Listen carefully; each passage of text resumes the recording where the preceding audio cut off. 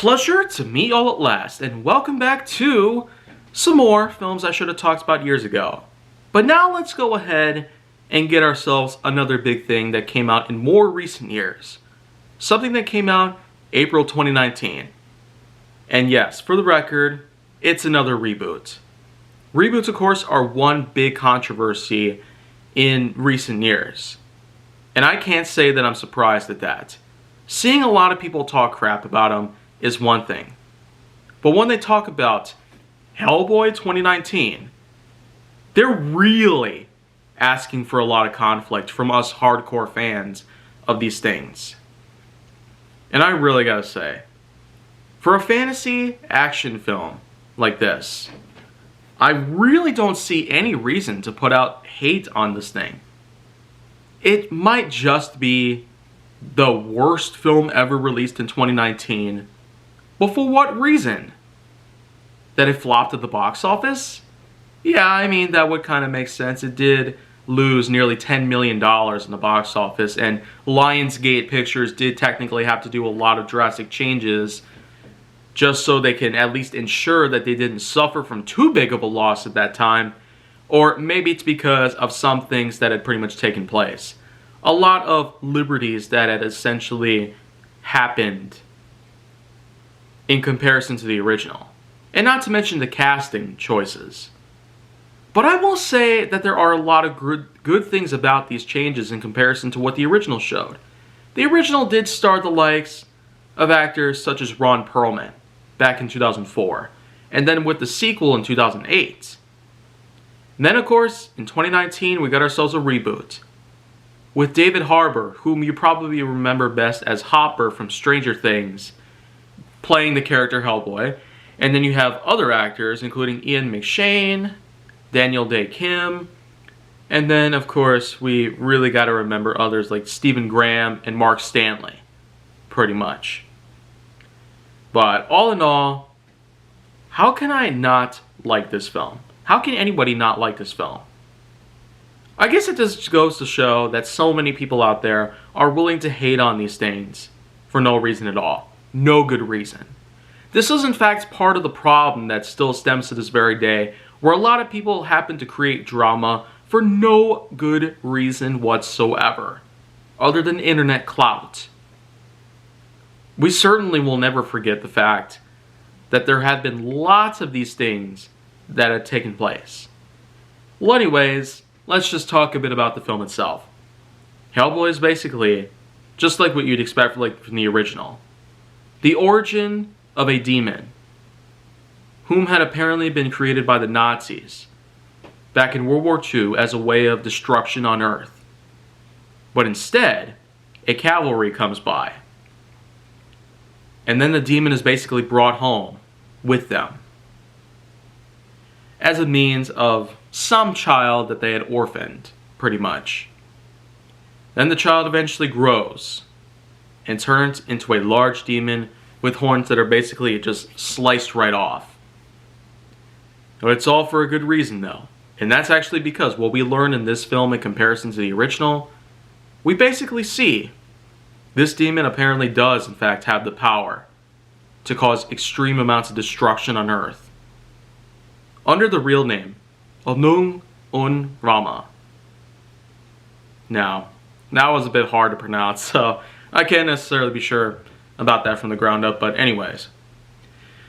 I will say for sure, this film, in comparison to the original was pretty amazing for what it was. Ron Perlman playing the character right there, and then of course with such incredible effects that had taken place, a killer soundtrack, and quite an impressive plot. I don't really know how anybody could top that.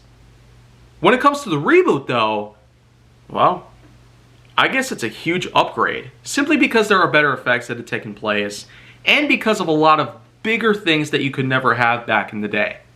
I really do, in fact, like this film a lot.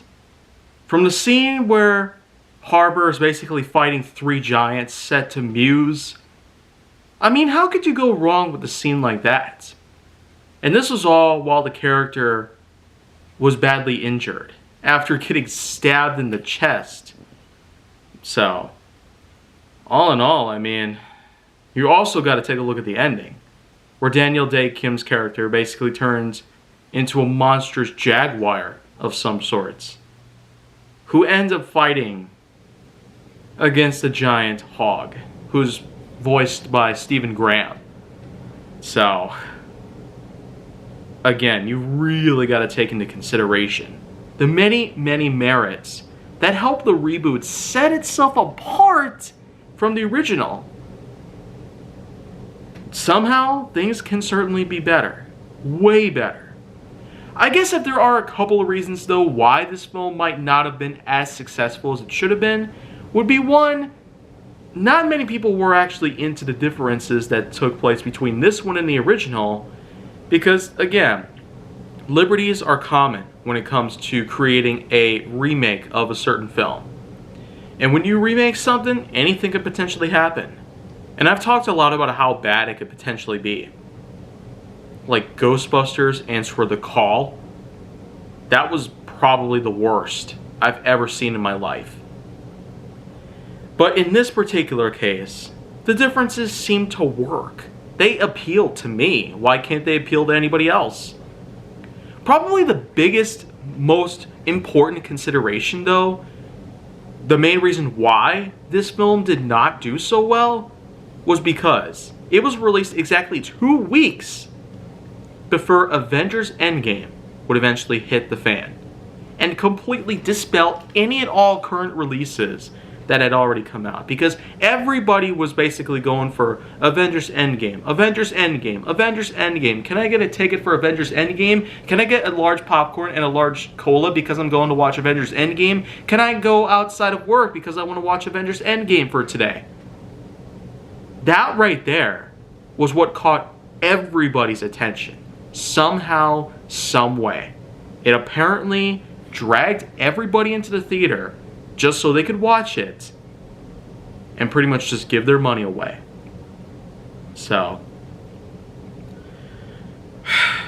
that's the main thing right there. That was the most fatal flaw of the whole thing.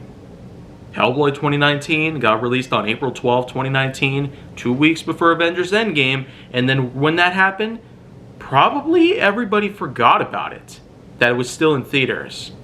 I myself, though, certainly never did forget about that, because, well, believe it or not, this was actually the first ever film that I got to see when working with the Marcus Theaters Corporation for free. That's right. I got to see films for free at the time. And Hellboy 2019 was the first. It took about 2 months to work up to that point where I got to have that privilege, but when I did, I tell you, as soon as I got out of the shift at around 10:50 p.m. on April 30th, 2019, being the first film that I ever saw, I really gotta say, it was quite a wild ride. And because of how long it was, it certainly did allow for me to pretty much stay up until early in the AM hours of the following morning, May 1st, 2019. And then, of course, that exact morning, I had to go see Avengers Endgame. So, the thing is, well, that's just pretty much what that's like. But the thing is, this film had a lot of merits in it. The fantasy details on it, the action, adventure, the horror, the ultra-violence that had taken place, which was almost like on Doom levels of ultra-violence. I tell you, a lot of people actually do compare this film to Doom in many ways. Mostly because of the soundtrack, which of course was basically done in such a way that it is very similar in ways to Doom. I mean, the way that it sounds for the most part. Mick Gordon would have to be on the lookout for that.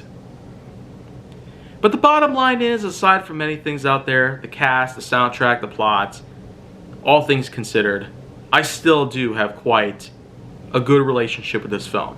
I easily can relate to a lot of things within this film. And I would go on further, but the thing is, let's just go ahead and just cut to the end right now. The score here is 8.9, that's it. It's the score I pretty much gave it the first time around, though I never quite talked about it on YouTube or elsewhere, just mostly on as a personal thing. Until now. 8.9 out of 10. That's what I give this film, so deal with it. So, that's pretty much gonna cut it for today. But if you want to see more, go down to my channel, then make sure that you like, subscribe, comment, follow me on social media, and stay on the Hollywood side.